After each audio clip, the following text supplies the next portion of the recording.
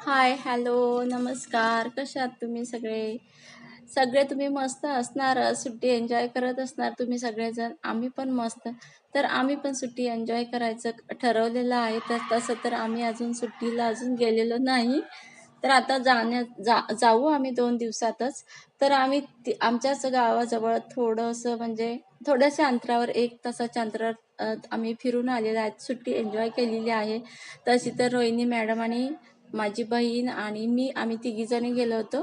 तर एखादी मैत्रीण जीवाभावाची 2 गोष्टी मनातल्या सांगण्यासाठी मैत्रीण तर आपल्याला हवीच असते. तशीच ह्या दोघींची मैत्री एवढी घट्ट आहे ना, खूप घट्ट आहे की ती एकदम दोघी पण एकमेकींना जीव लावतात. त्याच्यामध्ये आता तिसरी मी आहे. तर आम्ही दुपारी जेवण करून आलेलं. तसं तर पाणी गायब झालं होतं. आम्हाला जेवायला बहिणीच्याच घरी बोलवलं होतं. तर तिच्या घरचं पाणी गायब झालं होतं. मग तिने सकाळचा डबा तर करून दिला, पण नंतर आमचा वेगळा स्वयंपाक करण्यासाठी पाण्याचा सगळा राडा होऊन जाईल. पाणीच नव्हतं. कोण आलं ना, खरं पाणी पाहिजे घरामध्ये. तर मग आम्ही ना बाहेर पावभाजी खायला गेलेलो. तर उन्हातनं गेलो तर खूप ऊन होतं आणि सोनू त्याच्या मित्राकडे जेवायला गेला. नंतर मग तिथून आल्यावर आम्ही कोकम सरबत घेतला आणि साड्या नेसून जायचं ठरलं. खरं आधी ड्रेसच घालायचं ठरलं होतं. नंतर आम्ही साड्या नेसायचं ठरवलेलं. मी तर साडी नेसलेली दिसत नाही. ह्या दोघींनी कॉटनच्या साड्या वेअर केलेल्या आहेत. तसं तर आम्ही ओला कॅब बुक करून खारघरला गेलेलो. खारघरला ना इस्कॉन मंदिर आहे. तर श्रीकृष्णाचं, राधाकृष्णाचं मंदिर आहे. तर कल्याणपासून ते खारघर इस्कॉन मंदिर आहे ना, ते 35 ते 40 किलोमीटर अंतरावर आहे. तर रस्त्याने जाण्यासाठी म्हणजे जर आपण गाडी वगैरे करून गेलो ना, तर 50 ते 60 मिनिटं लागतात. जर ट्रॅफिक वगैरे असलं ना, तर थोडं 10 मिनिटं मागे पुढे होतात. तर त्याच्यावर थोडं टायमिंग अवलंबून राहतो. तर ट्रेननी सुद्धा जाऊ लोकल शकता ट्रेननी तुम्ही. कल्याणवरून ठाणे मार्गे खारघर स्टेशनवर उतरून स्टेशनपासून सुमारे 3 किलोमीटर अंतरावर हे मंदिर आहे. जर तुम्ही ट्रेननी गेला तर तुम्ही प्रायव्हेट आपल्या गाडीने वगैरे जाऊ शकता, ट्रेननी पण जाऊ शकता, लोकल ट्रेननी. हे मी तुम्हाला जे अंतर सांगते ना, ते कल्याण ते खारघर, नवी मुंबई याचं अंतर मी सांगितलेलं आहे. हे खारघरला, नवी मुंबईला इस्कॉन मंदिर आहे, जे राधाकृष्णाचं मंदिर आहे. जाताना आम्हाला ना म्हणजे मंदिराजवळ जाताना असं आतल्या बाजूला वळून जाताना 2 गायी दिसल्या. तर मी त्यांना कॅमेरामध्ये घेतलं. खूप छान वाटत होतं मला आणि तुम्हाला पण छान वाटेल व्हिडिओ बघताना. हे इस्कॉन मंदिर आहे ना, ते केवळ धार्मिक स्थळ नाही आहे, तर ते शांतता आणि आध्यात्मिक आणि आनंदाचं ठिकाण मानलं जातं. तसं तर खूप शांतता होती आणि तुम्हाला पुढे व्हिडिओमध्ये भजन पण दिसेल. मंदिरामध्ये भजन चालू होतं. तर आम्ही मंदिरामध्ये म्हणजे आधी गेटच्या इथून एंट्री करताना ना, आम्ही गंध लावून घेतला. का तर आम्हाला गंध लावायला खूप आवडलं, कारण आता मंदिरात आलोय तर ते तर गंध तर लावलाच पाहिजे. मंदिरात आल्यासारखं वाटलं पाहिजे आणि तेवढ्याच आनंदाने आम्ही तिघींनी आनंदानेच गंध लावला. आम्ही शिर्डीला गेलो होतो तेव्हा पण गंध लावायचं खरं विसरलो होतो, पण त्याच्या आधी आम्ही शिर्डीला गेलो तेव्हा गंध लावला होता. तुम्हाला दिसत असले आतमध्ये जातानाच सुंदर असं गार्डन आहे. गुलाबाची फुलं इतकी सुंदर उगवली होती ना आणि खूपच भारी वाटत होतं. मस्त खूप हा एरिया ना तसं तर खूपच मोठा आहे आणि आकाश असं मोकळं दिसतं. खूप भारी वाटतं आणि जवळजवळ 9 एकर जागा आहे, ती जमीन आहे. त्याच्यामध्ये हे सगळं आहे. इस्कॉन मंदिराचा हा एरिया आणि खूपच भारी वाटतं. खूप गर्दी होती. संध्याकाळचा टायमिंग होता, त्यामुळे वातावरण छान होतं, थंड होतं. अशी फरशी वगैरे तापलेली, पायांना चटके बसतात ना, तसं अजिबात चटके वगैरे बसत नव्हते. मला असं वाटत होतं राधाकृष्णाचाच आशीर्वाद असावा. या मंदिरात ना कृष्ण जन्माष्टमी असते ना श्रावणामध्ये, तेव्हा ना आणि परत राधा अष्टमी असते, तेव्हा ना हे सण आहेत ना मोठ्या उत्साहाने साजरे केले जातात.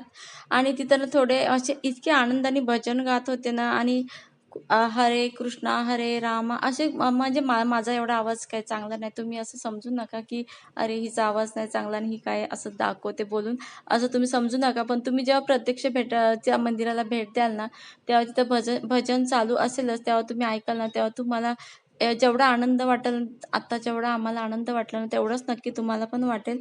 तर तुम्ही नक्की ह्या मंदिराला भेट द्या. इस्कॉन मंदिराला, राधाकृष्णाचं मंदिर आहे.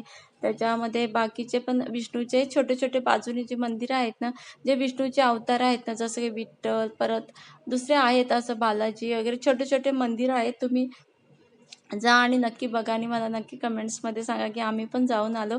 मला असं वाटतं ज्या ज्या सुंदर गोष्टी मी बघेन त्या तुम्ही पण बघाव्यात असं मला वाटतं. आता तुम्हाला व्हिडिओमध्ये दिसतच असेल मंदिर किती सुंदर आहे. तर हे आतमधलं आहे राधाकृष्णाचे वगैरे. तुम्हाला व्हिडिओमध्ये दिसत असेल की राधाकृष्ण आहे आणि हे खूपच छान आहे. आता आतमध्ये पण सोन्याचं आहे ते जे दिसतंय ना, ते सगळं सोन्याचं आहे. आणि परत ह्याच्या पुढच्या बाजूला ना राम राम सीता लक्ष्मण आणि मारुतीराया यांच्या पण मूर्ती आहेत त्याच मंदिरामध्ये. आणि हा मंदिराच्या समोरचा जो परिसर आहे तर तो तर खूप छान आहे. पण हे आतलं मंदिरातलं आहे जे देवासमोर भजन चालू होतं आणि जे दर्शन घ्यायला लोक आलेत नाही बघा, तुम्हाला दिसत असतील जे माणसं आलेले आहेत, लोक आलेले आहेत दर्शन घेण्यासाठी, ते बसलेले आहेत. ते पण त्या भजनमध्ये गुंग होऊन गेलेले आहेत. तर आम्ही पण बसलेलो थोडा वेळ, का तर कधी पण मंदिरात गेलं तर 2 मिनिटं का ना होईना बसावं शांत, देवाचं स्मरण थोडंफार करावं. अगदी नाही म्हटलं तरी शांत तरी बसावं देवाकडे बघत. तुम्हाला व्हिडिओमध्ये दिसतच असेल की मंदिर तर सुंदर आहेच, त्याबद्दल मंदिर ते मंदिरच असतं कारण तिथं देवाचं वास्तव्य असतं. पण जे तिथं स्वच्छता आहे, ते सुंदर स्वच्छ हवा आहे, वातावरण आहे, खूप छान वाटत होतं खरंच. तुम्ही जर कल्याणजवळ किंवा खारघरच्या जवळपास कुणीकडे आला असाल किंवा लांब असाल तरीसुद्धा आवर्जून ह्या मंदिराला भेट द्या. तसं तर ह्या मंदिरात दररोज आरती, कीर्तन, भगवद्गीता वर्ग आणि प्रसाद वाटप केले जाते. तर आम्ही गेलो ना, तर आता कालच गेलो होतो आम्ही.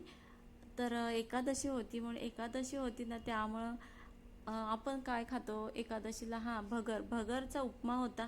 खूप भारी होता. खूप म्हणजे मी आत्तापर्यंत भगरचा एखादा कोणता पदार्थ एवढा भारी खाल्ला नव्हता. एवढा छान, एवढी मऊसूद भगर होती ना, त्याचा उपमा बनवला होता ना, आपण रव्याचा उपमा खातो ना त्याच्यापेक्षा पण मऊसूद होता आणि खूप छान टेस्टी होता. असं प्रसाद तो प्रसादच असतो खरंच. अमृताची गोडी होती त्या प्रसादाला. तर प्रसाद पण तिथं मिळतो आणि दुपारचं वाटतं, दुपारचा महाप्रसाद असतो वाटतं. हे जे आत्ता तुम्हाला मंदिर दाखवलं ना खारघरचं, नवी मुंबईचं, तर ते मंदिर ना आशियातील सर्वात मोठे इस्कॉन मंदिर आहे. तर त्याचा ना दोन दोन नंबर लागतं. 2 नंबर म्हणजे दुसऱ्या क्रमांकाचं हे मंदिर आहे आशियातील. तर तुम्हाला जास्तच अभिमान वाटत असेल ना, हे आपल्या महाराष्ट्रामध्ये आहे. तर आम्हाला तर मी तर हे पहिल्यांदाच मंदिर बघितलं. मला तर खूपच भारी वाटलं. मला असं वाटायला लागलं की मला परदेशात आल्यासारखं वाटत होतं थोडं मला. कारण मी परदेशातले जेव्हा जेव्हा व्हिडिओ बघते ना, तर खूप तिथलं वातावरण खूप छान वाटतं. जास्त गर्दी नाही, काय नाही, शांतता. तसंच मला वाटत होते मंदिर बघताना. तर ह्या दोघींना बघा, रोहिणी मॅडम आणि दीपा, त्या इथं बघा तुम्हाला दिसत असेल सनसेट वगैरे, तर ते त्यांचं घेण्याचं व्हिडिओ चाललं होतं. तर त्या पण एवढ्या खुश होत्या ना हे सगळं बघून. संध्याकाळचं वातावरण होतं, सनसेट होताना, त्यामुळे जास्तच मंदिराजवळ खूप भारी वाटत होतं. तुम्ही सकाळचं किंवा संध्याकाळचं या उन्हातनं ना, खूप म्हणजे उन्हातनं नाही, दुपारचं तर मंदिर बंदच राहतं. आम्ही बंद होतं त्यामुळे आम्ही उशिरा गेलो होतो. दुपारचं तर येऊ नका, दुपारचं मंदिर होतं. आता मंदिरचं टायमिंग पण मला एवढं माहिती नाही, मी एवढं नाही बघितलं टायमिंग. पण दुपारचं मंदिर बंद असतं, संध्याकाळचं चालू होतं, त्यामुळे आम्ही संध्याकाळच्या टायमिंगला गेलो.